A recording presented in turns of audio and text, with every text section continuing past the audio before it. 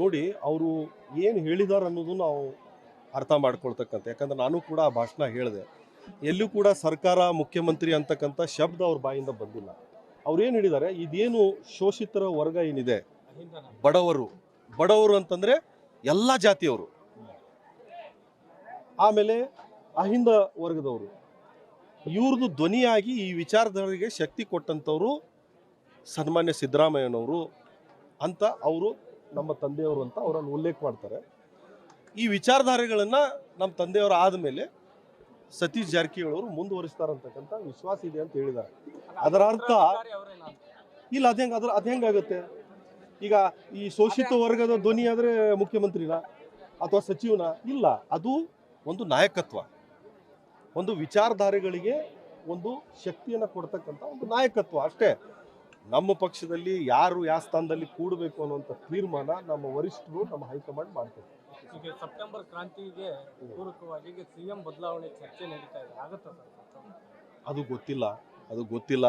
ನೀವೇ ಸುಮ್ಮನೆ ಗುಂಪುಗಾರಿಕೆ ಮೊನ್ನೆ ಕೇಳಿದ್ರು ಯಾರು ನನಗೆ, ನೀವು ಯಾವ ಕಡೆ ರೀ, ನೀವು ಈ ಕಡೆನಾ ಆ ಕಡೆನಾ ಅಂತ ಕೇಳಿದ್ರು. ಇದೇ ಜಿಲ್ಲೆಯಲ್ಲಿ ನಿಮ್ಮ ಗುಂಪು ಯಾವುದು? ನಾವು ಯಾವ ಗುಂಪಲ್ಲ. ನಾವು ಭಾಳ ಸ್ಪಷ್ಟವಾಗಿ ಹೇಳಲಿಕ್ಕೆ ಬಯಸ್ತೀನಿ, ನಂದು ಕಾಂಗ್ರೆಸ್ ಗುಂಪು. ಮಾನ್ಯ ಮುಖ್ಯಮಂತ್ರಿಗಳು, ಉಪಮುಖ್ಯಮಂತ್ರಿಗಳು ನನ್ನ ಗುಂಪಲ್ಲಿದ್ದಾರೆ. ಬಿಜೆಪಿ ನಾಯಕರು ಹೇಳ್ತಾರೆ ನಿಮ್ಮ ಜಗಳದಲ್ಲಿ ಅಭಿವೃದ್ಧಿ ಕೆಲಸ ಆಗ್ತಿಲ್ಲ, ಬರೀ ಕುರ್ಚಿ ಕಿತ್ತಾಟನೆ ಮಾಡ್ತಾ ಇದ್ದಾರೆ. ಇವತ್ತು ನೋಡಿದ್ರಲ್ಲ, ಮತ್ತೆ ಇದು ಅಭಿವೃದ್ಧಿ ಕೆಲಸನೆಲ್ಲ, ಇದು ಇವತ್ತಿನ ನಡೀತಾ ಇರೋದು ಅಭಿವೃದ್ಧಿ ಕೆಲಸನೇ. ಈ ಸರಿ ಮಳೆ ನಮಗೆ ಭಾಳಷ್ಟು ತೊಂದರೆ ಮಾಡಿದೆ, ಭಾಳಷ್ಟು ರಸ್ತೆಗಳು ಹಾಳಾಗಿದ್ದಾವೆ. ಮಳೆ ನಿಂತು ಅನುದಾನವನ್ನು ಸೃಷ್ಟಿ ಮಾಡಿ ತರ್ತಕ್ಕಂಥದ್ದು ಸ್ವಲ್ಪ ಆದರೂ ಸಮಯ ಬೇಕು. ರಸ್ತೆಗಳನ್ನು ಸುಧಾರಿಸ್ತೇವೆ. ಈಗಾಗಲೇ ಮುಖ್ಯಮಂತ್ರಿಗಳು ವಿಶೇಷ ಅನುದಾನ ಆಗಿ 50 ಕೋಟಿ ಕೊಟ್ಟಿದ್ದಾರೆ.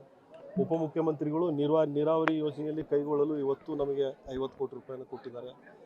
ಮತ್ತು ಸಣ್ಣ ನೀರಾವರಿ ಇಲಾಖೆಯವರು ಈ ಭಾಗದ ಕೆರೆಗಳನ್ನು ತುಂಬಿಸ್ತಕ್ಕಂಥ ಮಹತ್ವಾಕಾಂಕ್ಷಿ ಯೋಜನೆ ಇವತ್ತು ನರೇಗಲ್ಲು ಮತ್ತು ಬ್ಯಾಗವಾದಿ ಭಾಗದ ಕೆರೆಗಳನ್ನು ತುಂಬಿಸ್ತಕ್ಕಂಥದ್ದು ಟೆಂಡರ್ ಮುಗಿಯೋ ಹಂತದಲ್ಲಿದೆ.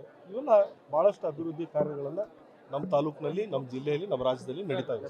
ಬಿಜೆಪಿ ನಾಯಕರು ಕೇಳ್ತಾ ಇದ್ದಾರೆ, ಏನು ಸಿಎಂ ಬದಲಾವಣೆ ಅದಕ್ಕೆ ಹೈಕಮಾಂಡ್ ಯಾಕೆ ಸ್ಪಷ್ಟ ನಿರ್ಧಾರ ಹೇಳ್ತಿದೆ, ಇದು ಇಲ್ಲ ಸಿಎಂ ಬದಲಾವಣೆ ಅಂತ ಹೇಳ್ತಿಲ್ಲ, ಯಾಕೆ ಅಂತ?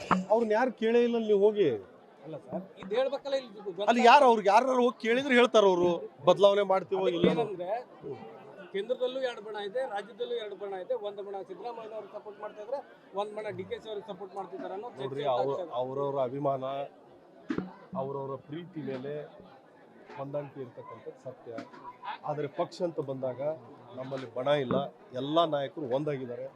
ಮಾನ್ಯ ಮುಖ್ಯಮಂತ್ರಿಗಳು, ಉಪಮುಖ್ಯಮಂತ್ರಿಗಳ ನೇತೃತ್ವದಲ್ಲಿ ಚುನಾವಣೆಯನ್ನು ಎದುರಿಸಿ ಅತಿ ಹೆಚ್ಚಿನ ಸಂಖ್ಯೆಗಳನ್ನು ಗೆಲ್ಲುವ ಮೂಲಕ ಒಂದು ಬಲಿಷ್ಠ ಸರ್ಕಾರ ಇವತ್ತು ರಾಜ್ಯದಲ್ಲಿ ಕೆಲಸ ಮಾಡ್ತಾ ಇದೆ. ಮತ್ತು ಅಭಿವೃದ್ಧಿಯು ಕೂಡ ಅವರಿಬ್ಬರ ಮಾರ್ಗದರ್ಶನ ನೇತೃತ್ವದಲ್ಲಿ ಇಡೀ ರಾಜ್ಯಾದ್ಯಂತ ನಡೀತಾ ಇದೆ.